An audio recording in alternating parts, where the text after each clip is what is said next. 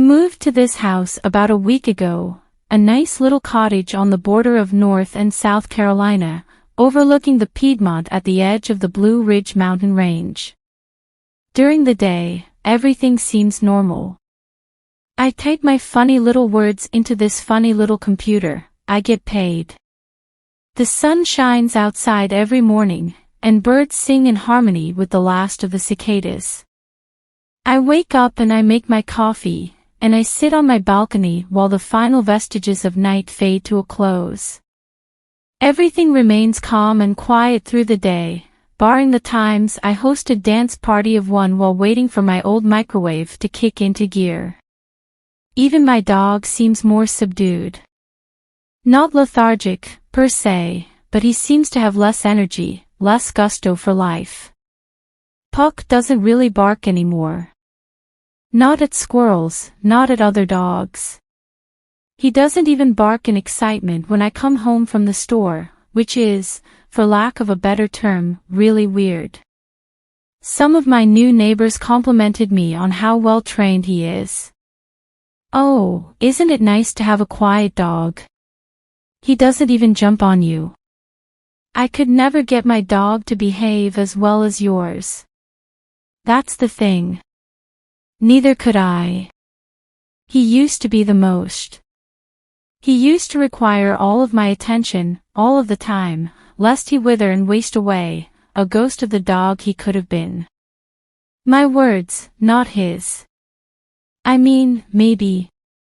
He doesn't talk, but he's so full of attitude that it's not hard to understand how he thinks. Puck doesn't jump up to greet me anymore. He doesn't paw at my hands, trying to guide them to his chest for his favorite kind of scritches. He doesn't shove his annoyingly cold nose in my ear for attention while I'm trying to watch a movie anymore, and he takes his time to eat now instead of scarfing his meals down like he's in a contest. He's always been gentle, and very conscious of my space so that he doesn't accidentally hurt me. However, if I did do something to annoy him enough, he would be petty and walk his 40-pound ass all over my lap to show his distaste for my actions. That shit never hurt, so to speak, but it never felt great either. Now, it's as if he doesn't care at all.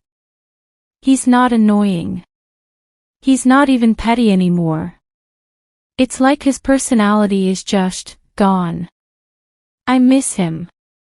I know what you're thinking. John, why did you just waste 300 words talking about your dog? Where's the meat of this story? What the hell happened? First of all, I did not waste time talking about my dog. I may just be a dog kind of guy, but my philosophy dictates that no time spent talking about dogs is time wasted. And for those of you who don't have dogs, I need you to know something. Dog behavior doesn't just change like that. Every dog has a personality, and that personality isn't just erased because of a change in scenery. I maxed out my credit card to take him to 2 different veterinary clinics to see if they could find anything wrong with him, but both doctors looked me in the eye and stated that he is a picture of good health. Other than his weird behavioral changes, there's not a damn thing wrong with my little mutt. I should have seen that red flag for what it was. I should have noticed as Puck became more jumpy, more nervous on his walks. I should have noticed that he did his business as fast as possible before tugging on his leash to go home. That dog used to love meandering on his walks, giving everything in his nose range a good long sniff before moving on to the next interesting thing. I first heard the mountain's noise last night, at around 3 in the morning. I woke up in a cold sweat, the familiar sleep paralysis demon fading to the darkest recesses of my mind. That demon is almost an old friend to me now. It's the most consistent thing in my life, second only to my dog. I would greet it with open arms if it didn't scare me so damn much. After I checked the time, I rolled onto my other side to cuddle closer to Puck. I didn't normally like sleeping with my back facing the room, exposed and vulnerable, but Puck granted me a sense of safety and security that I just couldn't get without burying my face in his fur. I had the same logic as a child pulling their sheets over their head to hide from the things that go bump in the night. It can't see me if I can't see it. I was introduced to the sound about 10 minutes later. I was just beginning to doze off, the edges of the world becoming fuzzy with sleep, when I felt Puck whip his head up. He glared at the window across the room, ears perked to listen through the closed blinds. He didn't move beyond this, but I felt the fur of his hackles raise against my face. A deep growl started in his chest, quiet, as if he was frightened but didn't want to be heard. It was then that the cicadas fell quiet.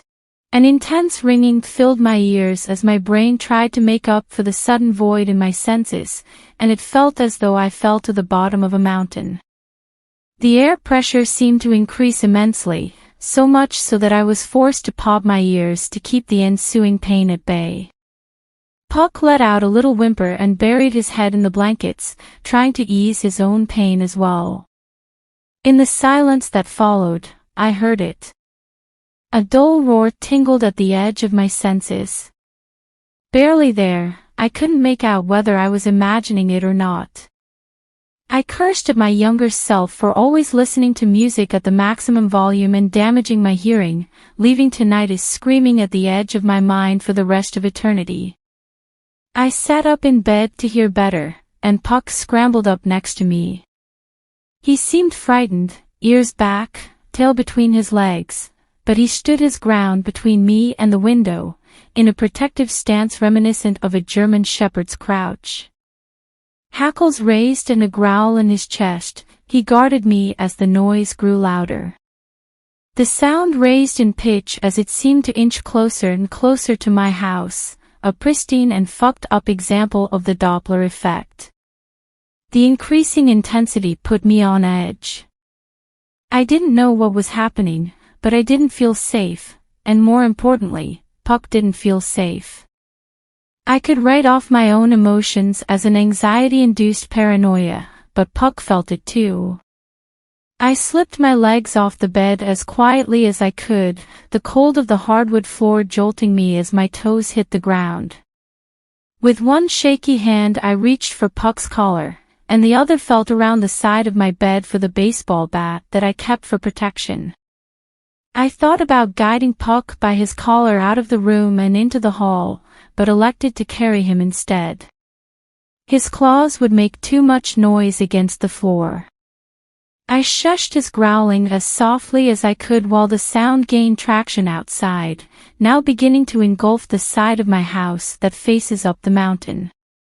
The sound was screaming over the roof now, like 1,000 people were crouched on my house, mouths to the shingles and the walls and the windows.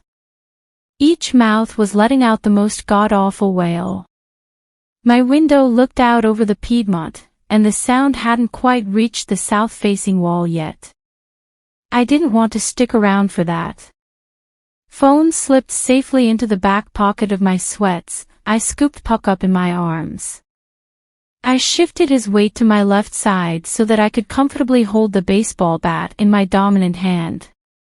I backed into the hallway as the sound consumed the rest of my house. Puck whimpered in my arms as I retreated into the bathroom. It was the only room in the house that didn't have a single window, but the screams seemed to amplify off of the tile flooring and walls. Leaving the lights off, I set Puck down on the bath mat and turned to shut the door. I belatedly realized that my bat probably wouldn't do shit against whatever was outside, but I gripped it tighter anyway. It made me feel better. I peered out to the window at the end of the hall, trying to make out any shadows against the blinds, but there was nothing. No hint of movement outside, no rustling against the glass. There was nothing but the screaming emanating from the forest around my house. Spooked, I gently shut the bathroom door. I was trying to not add to the cacophony of noise, terrified that it may be heard by ears that didn't belong to my dog. I carefully inched it closed, and with a quiet, yet resounding, click, the outside world fell silent. It took me a moment to realize. In the darkness of my bathroom, with the only sound coming from Puck's panting and my own heartbeat, I didn't so much hear the silence as felt it. It echoed through my eardrums, still ringing from the noise, and my head nearly imploded from the lack of stimulation. Cold fingers of sweat caressed my spine as we sat in the dark. I was standing at the sink, bat at the ready in case something decided to make its way through the door. Puck was cowering behind me, curled somewhere between the tub and the toilet. He was done being brave. It was my turn to protect him. Puck's barking shattered the silence that enveloped us, tearing through it like a saw blade through flesh. Aggressive and dangerous, I tried to make him quiet down, but it was too late. Whoever they were, whatever it was, already knew we were here. I think they knew the moment that the U-Haul I rented first trundled up the drive. Something grabbed me by the nape of the neck, hard. My bat clattered to the ground, useless. Ice cold and razor sharp at the same time, the grip was loosened, and it almost caressed me. From my neck to my shoulder, and back up to my neck. It touched me as though we were lovers. I was a statue. Puck was silent by now, only letting out a whimper here and there. I choked back a sob, trying desperately not to turn my head to see what was touching me. I wouldn't have been able to anyway, as the bathroom was pitch black. The movement on my neck stopped. The freezing appendage rested gently above my clavicle. I felt a presence lean forward behind me, and a minuscule gust of air brushed against my ear. It was close enough to me that I felt it inhale more than I heard it. Then it screamed. Frozen in place, all I could do was listen. I couldn't move on my own volition. Then I screamed. I screamed until my lungs were raw. I screamed until my throat was bleeding. I screamed until my voice was gone. I'm unsure of how long I stood there screaming. It felt like an eon, but I don't think people normally live that long. I screamed until I wasn't anymore. I woke up in my room this morning with sunlight streaming through my window.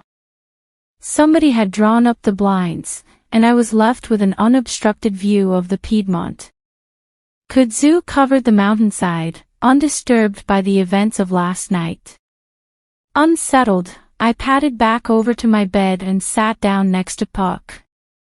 He looked up at me, bedhead ruffling the fur around his ears, and I gave the space between his eyes a little kiss. He turned towards the window before facing back to me, a little whimper in his throat and fear in his eyes. Everything seemed calm, but the fear of last night was still palpable in the room. I decided then that Puck and I would be spending the night holed up in the bathroom. Whatever it was, managed to get into the room regardless of walls or doors, but the smaller space and lack of windows gave me some semblance of comfort. I don't know how much good it'll do, or if it would do anything at all.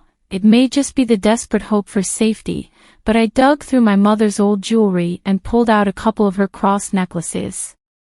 One got attached to Puck's collar, and the other one has been wrapped around my hand all night. If I could afford it and have the money left to pay my mortgage at the end of the month, I would absolutely be staying in a hotel tonight. Hell, if I hadn't closed on this house already, I would have been moved out earlier this afternoon. I would have talked to the police about it, but they'd say it was some bizarre form of nightmare. I would think so too, but Puck was, and still is, right there in the fear with me. It wasn't a dream. I really wish that it was. As it is, it's nearing 3 in the morning. I'm sitting scrunched up in the bathtub, Puck between my feet. My ass fell asleep a couple of hours ago. If I wasn't in so much discomfort, I would probably follow its example. I've spent the last while writing this, and it seems that I've caught up to the present just in time for the cicadas to hush their cry. Don't let my calm demeanor fool you. I'm fucking terrified. Wish me luck.